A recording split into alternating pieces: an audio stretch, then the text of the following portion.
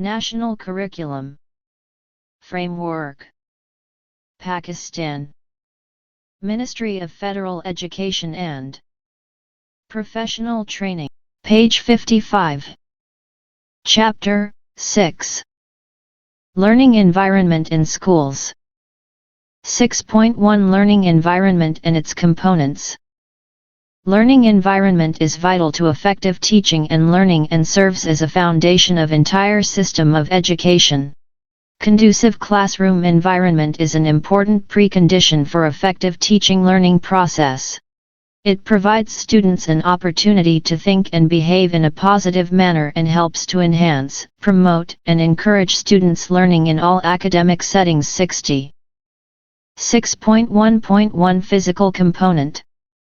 Two main components of learning environment are, 1. Physical component, and 2. Psychological component. Physical component comprises of all physical aspects such as classrooms, teaching resources, and learning facilities, both inside and outside the classroom. It refers to different dimensions, i.e., size of the room, lighting arrangements, ventilation, temperature, condition of classroom floor, whether it is carpeted or just of concrete, furniture and fixtures, boards, black, white, green, etc. Physical environment can affect students' comfort and also their ability to learn. Students who feel comfortable in the classroom are likely to assimilate more information as compared to those who feel uncomfortable or sit in an environment which does not provide any comfort. Besides, the physical atmosphere can also affect the morale of the learners. Unfavorable classroom environment can discourage the learners and they become less willing to learn. 61. The term educational facilities refers to all the physical properties of a school, consisting of the playgrounds, buildings, and the various facilities within the school grounds and inside the school buildings. 62. Physical classroom environment refers to the physical room in which teacher and learners are the main element, including its spatial elements, i.e., floor, windows, walls, as well as other classroom equipment, i.e., desks, chairs, rugs, chalkboards, tack boards, easels, counters and computer equipment, but not limited to these things. 63. There are several factors of classroom physical environment, i.e. visual factor, acoustic factor, thermal factor, spatial factor, and time factor. Visual factor refers to the quality of lighting in different 56 page parts of the classroom. It is determined by the level of natural and artificial light available in the classroom.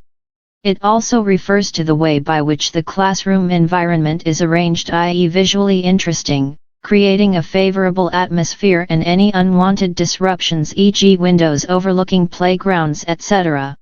Acoustic factor is an important factor as we mostly depend upon verbal communication in our classroom. Noise level mainly depends upon school design, classroom organization, and teaching methodologies applied during a lesson. 64. 6.1.2 Psychological component. Psychological component is related to the interaction that occurs among students, students with teachers, and students with the environment. Both of these components, physical and psychological, create and shape the learning environment and affect the learning process. 65. Beyond the physical arrangements of a classroom, a psychological environment is also created, based on the interaction of key players in the classroom, namely students and teachers. Studies have been particularly concentrated on student class participation rates, teacher support, and communication of learning goals. There is a strong, positive relationship between students' level of motivation and engagement and their perceptions of the classroom environment as being socially supportive. 66. Knowledge about the factors that shape students' perceptions of their learning environment, how teachers' actions appear to students, and how changes made to the learning environment may stimulate and encourage learning is of utmost importance to teachers. Research studies have revealed that the classroom environment plays a vital role in teaching learning process. It can affect the performance of both the teachers and the students. There is a relationship between environment constructs and multiple outcomes, including learning, engagement, motivation, social relationships, and group dynamics. Researchers agree that flexible learning environments provide the best situations for learners to learn. That is, students learn best in environments where learning is personalized to meet their interests, learning needs and aspirations. 67. 6.1.3 Missing facilities in schools. A significant number of schools across the provinces and regions are functioning without adequate basic amenities like drinking water, toilet, electricity, boundary wall, classrooms, and safe buildings. Non-availability of these facilities affects the retention rate as well as quality of education. During 2014-15, the drinking water facility was not available in 1/3 of primary schools across the country. Adequate sanitation facilities in schools are essential for retention of students in schools, especially for girls. About 1/3 primary schools were without adequate sanitation facilities in the country in 2014-15. The provision of boundary wall is considered, page 57, as one of the most important facilities, especially for girls in view of prevailing law and order situation in the country. More than half primary schools were without boundary wall in 2014-16. 68. Poor and inadequate facilities affect the overall performance of the institutions. Sufficient facilities promote academic achievement and ensure to strengthen the overall institutional performance. While unattractive and old school buildings, cracked classroom walls and floors, lack of toilets, lack of desks and benches, lack of transport facility, lack of proper security system, lack of drinking water, lack of power supply, lack of playgrounds, lack of teaching staff, lack of sufficient classrooms, overcrowded classrooms, lack of educational technology, lack of first aids facility, etc. negatively affect academic achievement of the institutions as well as retention rate. 69. The quality of education is dependent upon inputs and process. Inputs indicate the allocation of resources for education sector, which include human, financial, and physical resources, teaching and learning materials, government policies, rules, and regulations, as well as other supporting means. If the quality of inputs is good, then the quality of output is also considered to be good. Issue of missing facilities is getting importance, and it emerges in the national discourse on education on a regular basis. The issue of the quality of education is dependent upon inputs and process. Inputs indicate the allocation of resources for education sector, which include human, financial, and physical resources, teaching and learning materials, government policies, rules, and regulations, as well as other supporting means. If the quality of inputs is good, then the quality of output is also considered to be good. The issue of missing facilities is getting importance, and it emerges in the national discourse on education on a regular basis. All government documents related to education statistics report on missing facilities in public schools. The provincial and area governments are cognizant about the issue of missing facilities in schools. They allocate a significant portion of their annual budget for provision of these facilities.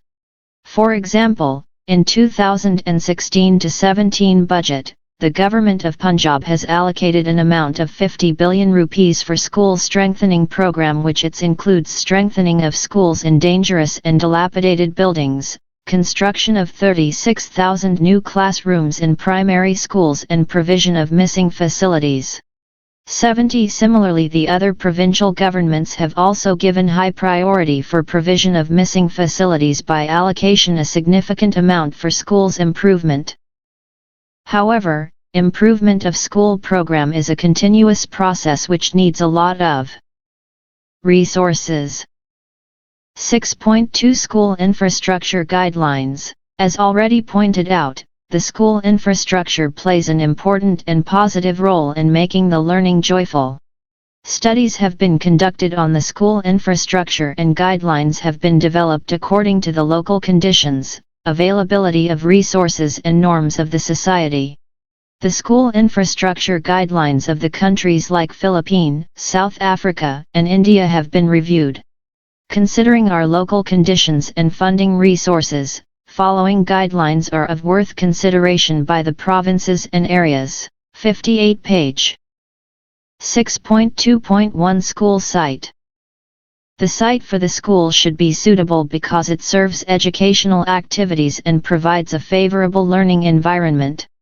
The following points need serious consolidation while selecting the site for school buildings.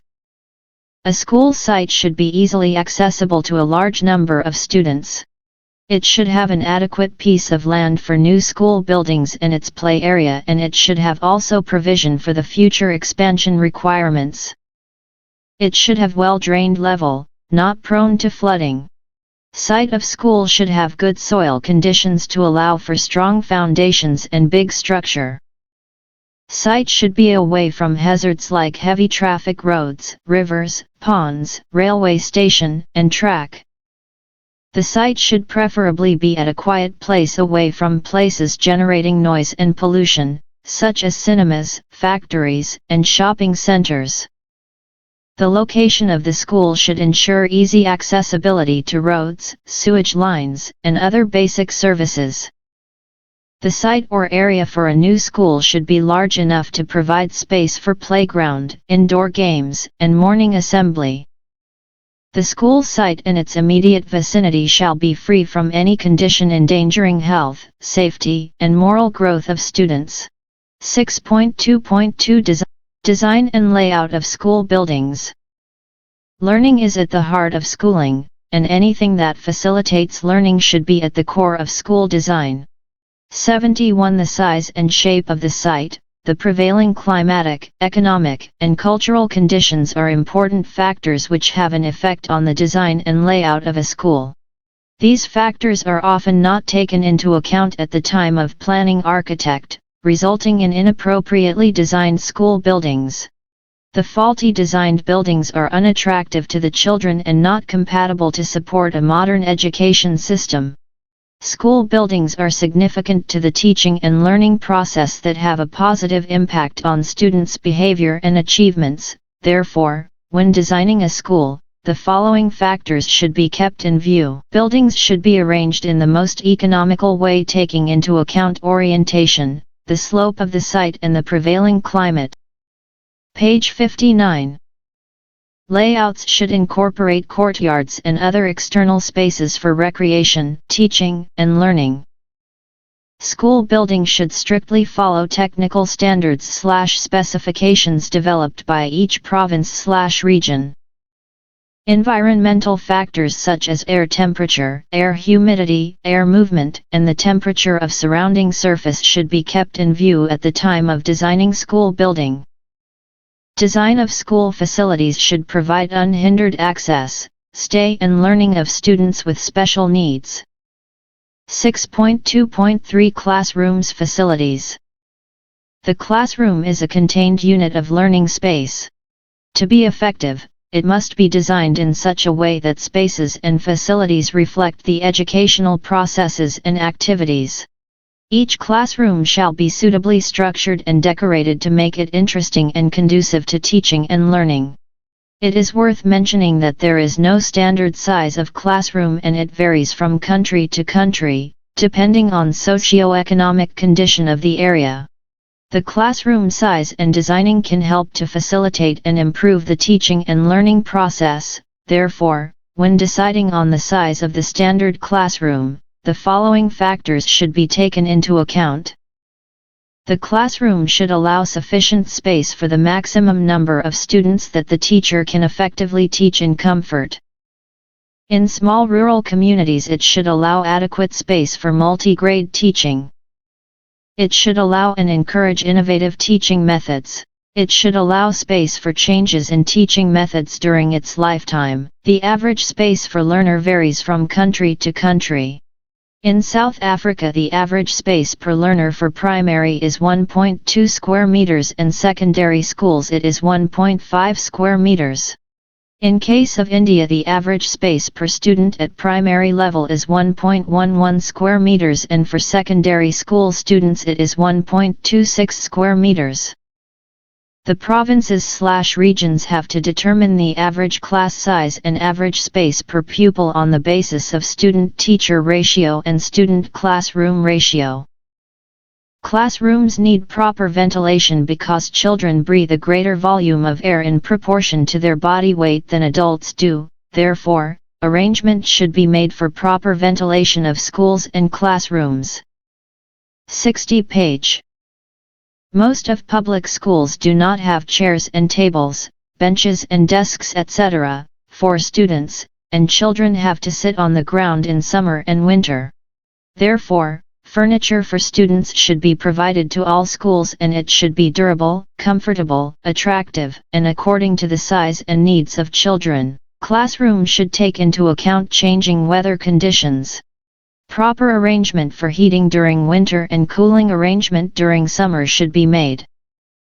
Layout of classrooms. Seating arrangement may facilitate better teacher-to-student and student-to-student communications. Class seating arrangements may be made in such a way that all students have clear view of the teacher and he can maintain eye contact with all students and also check to see that they are being attentive. The chalkboard may be placed on the front wall of the classroom, i.e. the wall facing the students, so that students can see it without any strain or difficulty. The design and layout of classroom may be improved to facilitate teacher in the use of innovative and inclusive approaches to teaching, such as group work and practical activities. 6.2.4 Learning Environment. A. Visual comfort. The following factors need serious consideration for planning and designing of classrooms in case of non-availability of electricity facility, especially in rural schools. Bilateral fenestration, or providing windows on both sides of each classroom, to secure daylight from both left and right sides of the classroom. Making classroom windows wide and high-topped to ensure maximum daylight illumination. Using proper combination and intensity of colors in classrooms and on facilities to provide proper brightness contrast. Providing proper shading to avoid glare inside the classrooms, and size of classroom as to distance of blackboard up to the low row seat. B. Acoustical comfort.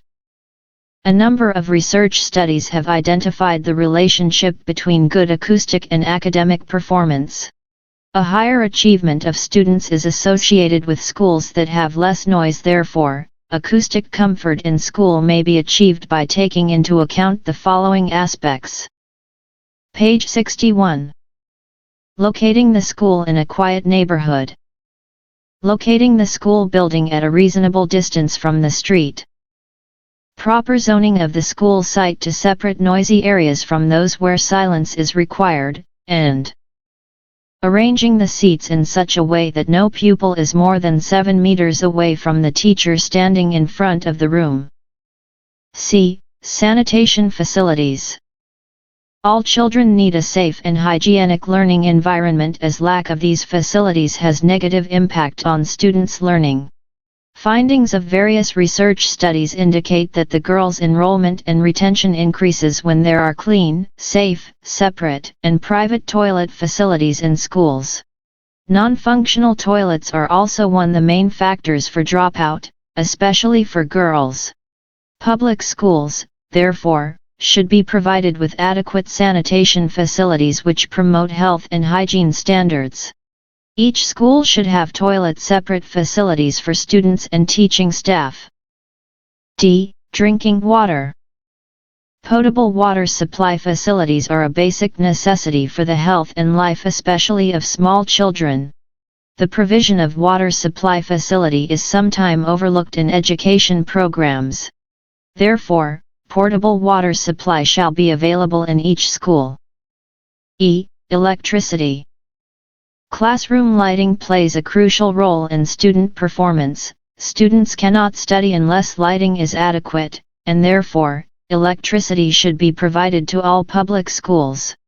Availability of electricity can extend the number of hours a classroom can be used.